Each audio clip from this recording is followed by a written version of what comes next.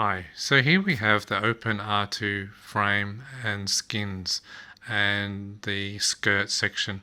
Now these have all been welded up. I had a local TIG welder weld them for me, which from his point of view was an experience of a lifetime because it was very hard for him to actually weld the pieces that we have.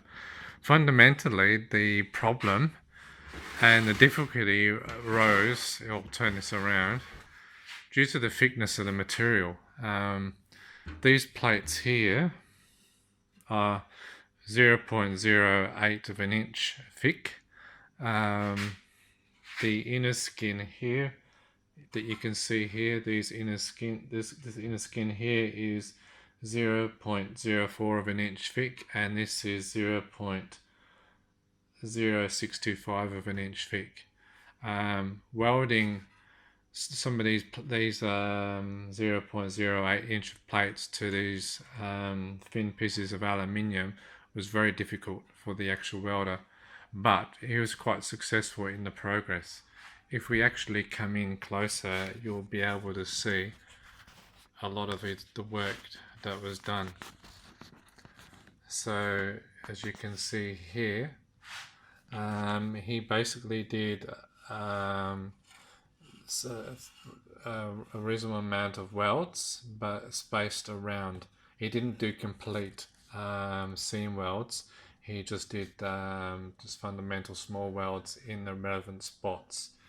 Now we've tried to follow, based upon photos of the original, I'll just turn this around a bit, the original remote control R2 from the first Star Wars movie. We've tried to follow where the welds were, that we can see from photos still surviving from that time.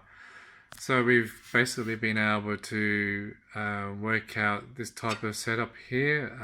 These are shoulder plates that would have the legs attached to them. Fundamentally, like here, you can probably see there's a seam weld that's gone completely around.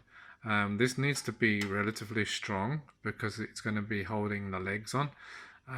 So that part was heavily welded. These supports here had your welds in the four corners there, but fundamentally it's quite strong. Now, as you can see, if I go around, you've got these welds in most of the, like in the center of most of the supports or the verticals on the inner skins.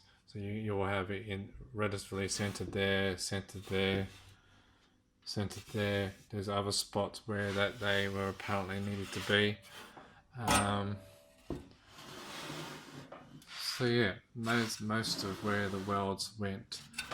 If I come back out again and drop down, one other part that I got organized was what is termed the skirt of the actual R2.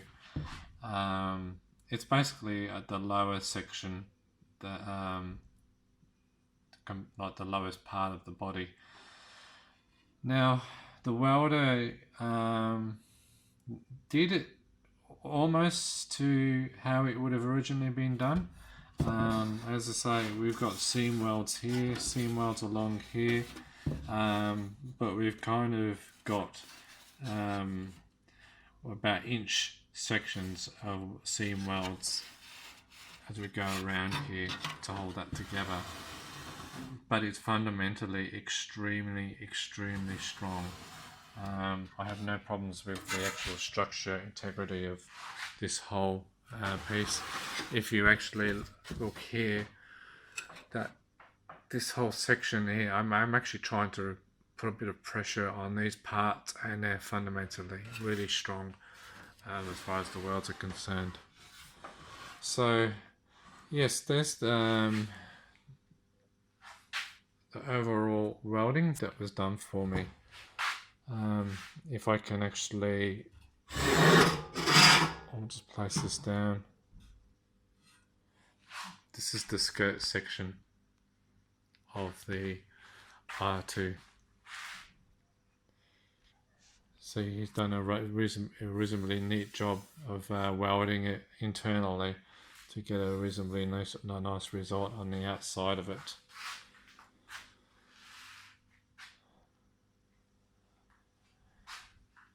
So if I come back up and we kind of look down again from this angle, you can see how that structure, that basically horizontal disc going all the way down, fundamentally makes the body of the frame strong, with the welds equally spaced all around.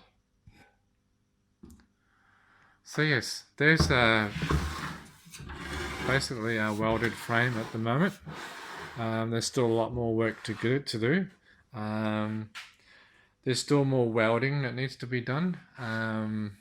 I have sections here that need to be added in, that need to be welded up.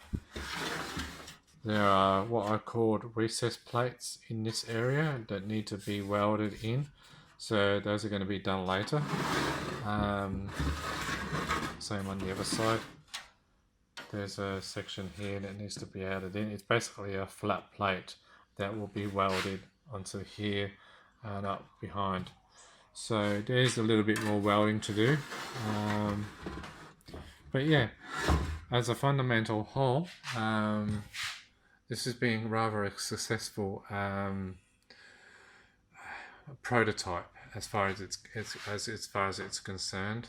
A very successful experiment in seeing how this such thin material could be welded together. As is the consideration is the actual chap that did the TIG welding, he's used to welding material that's 4 or 5 times thicker than what we've got here. The biggest risk was always blowing holes in the actual thin 0.04 inch in the skins, the thin material.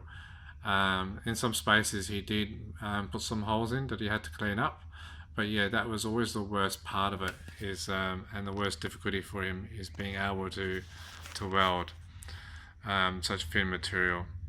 So there you have it. That's fundamentally the frame and the TIG welding at this point. It's definitely still a work in progress, and we'll see how it goes.